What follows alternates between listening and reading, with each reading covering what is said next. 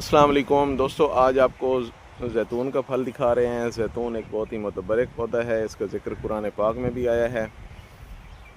जैतून में मुख्तलिफ़ वैराइटीज़ होती हैं जिनका पर्पज़ मुख्तलिफ होता है। कुछ वैराइटीज़ ऐसी होती हैं कि जो कि आयल एक्सट्रैक्शन के लिए, तेल निकालने के लिए इस्तेमाल होती हैं, और कुछ वैराइटीज़ ऐसी होती हैं कि जिनका आप अचार बना सकते हैं, टेबल पर्पज़ के लिए जिन्हें इस्तेमाल कर सकते हैं। जो छोटे साइज़ की वैराइटीज़ होती हैं उनको आयल एक्सट्रैक्शन के लिए इस्तेमाल किया जा सकता है, क्योंकि उनका जो गूदा होता है वो कम होता है।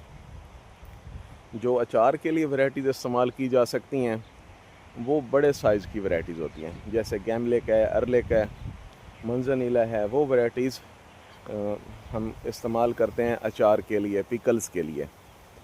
तो जो छोटे साइज़ की वैराइटीज़ हैं उनमें से तेल निकाला जाता है, जैसे अरबिकीना है, कोरोनिकी है, ये तेल निकालने के लिए इस्तेमाल होती हैं। ये फ़्रूट अभी कच्चा है, ये तकरीबन 15 अक्टूबर तक फ्रूट रेडी होगा हार्वेस्टिंग के लिए, आयल एक्सट्रैक्शन के लिए। लेकिन जिसका आपने अचार बनाना है उसे आपने फुल नहीं पकाना होता। उसका जब कलर थोड़ा सा चेंज होता है, लेमन ग्रीन कलर जब होता है, तो उस टाइम पे उसकी हार्वेस्टिंग करके तो उसका अचार बनाया जाता है। अचार बनाने का एक मुकम्मल प्रोसीजर है, क्योंकि ये जो फल है इसको आप फ्रेश नहीं खा सकते, कड़वा होता है।